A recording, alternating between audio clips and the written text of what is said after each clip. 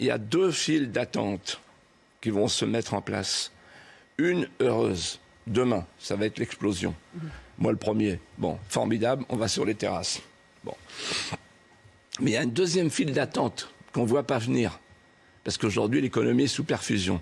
C'est la file d'attente des petits patrons, des petits artisans, des petits bistrotiers, des petits restaurateurs, tous les métiers de la main et du cœur qui ont été sacrifiés au nom de la distinction des essentiels et des non essentiels. La file d'attente devant le tribunal de commerce, devant le greffe du tribunal de commerce pour déposer le bilan. Parce que moi, je crains, pour bien connaître le terrain, dans mon propre département, je crains une hécatombe. Ça se voit pas, là, parce qu'il y a eu beaucoup d'argent. Bruno Le Maire a été un dispensateur magnifique. Alors, avec ce qu'ils ont appelé, Laurence Ferrari, ils ont appelé ça l'argent magique. Ah, tout à coup, il y avait de l'argent. Bon, avant, il n'y en avait pas, maintenant, il y en a. Bon. Et là, on va voir s'il y en a encore derrière. Mais l'argent magique, mais à un moment donné, on arrête la pompe. Et quand on va arrêter la pompe, tous les gens qui étaient sous perfusion, c'est le principe de la perfusion, on arrête la perfusion, qu'est-ce qui se passe? Donc une catastrophe pour les petits patrons et une rentrée sociale très agitée, selon vous, à l'automne, avec peut-être des mouvements de violence? Alors moi, je dirais plus largement que les Français, aujourd'hui, ils sont masqués, donc bâillonnés, mais dès que va tomber la muselière, ils vont poser des questions graves. Et peut-être il y aura des colères. Ils vont poser des questions. Est-ce que c'était bien nécessaire de faire la translation du pouvoir au biopouvoir, de nous mettre sous le contrôle de l'hygiénisme d'État? Est-ce qu'on n'aurait pas pu confiner les mal portants plutôt que les bien portants? Est-ce que cette distinction entre les essentiels et les non essentiels, elle est juste? Vous savez, il y a un romancier, Wells, qui a mis en scène dans le Time Machine une distinction entre les Morlocks et les Éloïs. Les Morlocks qui sont sous terre et ils travaillent pour les Éloïs qui sont au soleil. C'est un peu ça ce qui se passe. Les Éloïs, c'est quoi? C'est les géants du numérique. C'est à la big tech.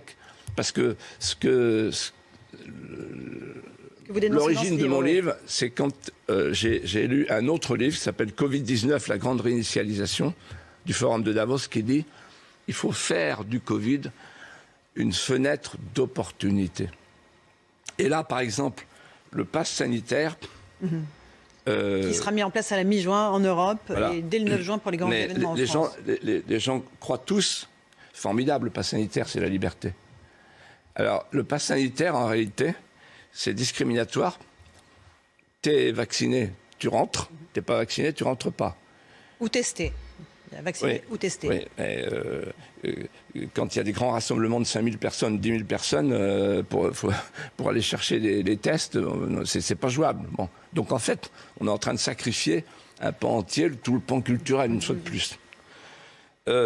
Ensuite, c'est un moyen hypocrite, parce que Macron avait dit il n'y aura pas de vaccination obligatoire. Là, ça consiste évidemment à contourner pour imposer le vaccin obligatoire. Mais surtout, ce que je veux vous dire ce matin, et ce que je dis dans mon livre, c'est que le pass sanitaire répond à un programme qui a été décidé par les Nations Unies en 2015, l'agenda 2030, pour donner au monde entier l'identité numérique, à chaque humain l'identité numérique.